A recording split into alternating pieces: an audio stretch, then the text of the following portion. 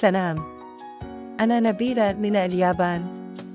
فهذا القناة كنقدم أكلات يابانية حلال بمقادير اللي تتوجد حتى في بلدان الشرق الأوسط. يلا بغينا نستمتع مع بعضنا بالمذاق الياباني الحقيقي. وإن ما زال ما درتيش الاشتراك، مرحبا دير سابوني ودعم القناة.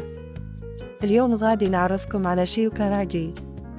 المرة الفايتة قدمت لكم الكاراجي ديال الصوجا صوص، وهذه المرة غادي نوريكم وصفة كاراجي يابانية يمكن تتقدر حتى بلا صوجا صوص. إذا ما زال ما شفتوش فيديو الكاراجي بالصوجا تقدروا تشوفوه من هذا الرابط. الكاراجي واحد من أشهر الماكلات في البيوت اليابانية، وكاينين حتى محلات متخصصة فيه وكيعجب الناس كاملين. المكون الرئيسي دياله هو الدجاج، وهو بحال الفائد تشيك ولكن بتبيلة يابانية. فاليابان كان يفضل بزواف فخذ الدجاج، وحتى صدر الدجاج ممكن يستعمل، ولكن الغالب هو الفخذ. فهذا الفيديو استعملت الفخذ، ولكن تقدروا ديروا نفس الكمية بصدر الدجاج. المقادير: من 300 حتى 400 غرام صدر الدجاج، 2 معالق كبار نشا ذرة، معلقة كبيرة وحدة دقيق، وحتى غير نشا الذرة ب3 معالق كبار كافي.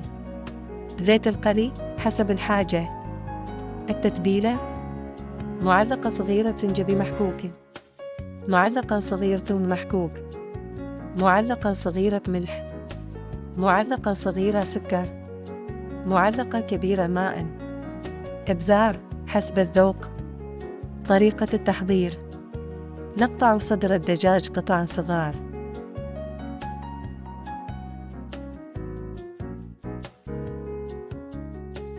نحطوه في واحد الزلافة ونزيده الملح، الإبزار، السكر، الثوم، السكنجبير والماء، ونمسحه مزيان باليد. نخليه يرتاح من 15 حتى 20 دقيقة باش يتشرب المذاق. من بعد نضيف نشا الذرة والدقيق، نخلطه مزيان ونحيده الزائد ديال الدقيق.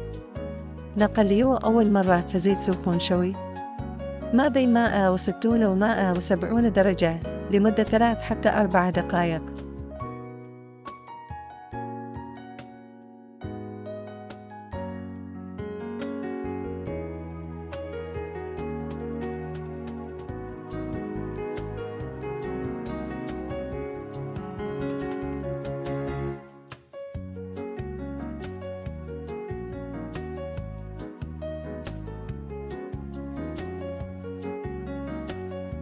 نخرجوه ونخليه يرتاح 4 حتى 5 دقائق. فهذا الوقت كي يطيب الدجاج بشوي. من بعد نطلعوا حرارة الزيت 180 حتى 190 درجة، ونقليه مرة تانية من 1 حتى 2 دقائق باش يمقمش، حتى إلى رشيت عليه شوي عصير الحامض كي يجيبني بزرف. جربوه. شكراً بزف على المشاهدة. إذا عجبتكم هذه الوصفة ديروا لايك وسبسكرايب. مع نبيلة غادي نكتشفوا أسرار المطبخ الياباني وحدة بوحدة. نشوفكم في الفيديو الجاي إن شاء الله.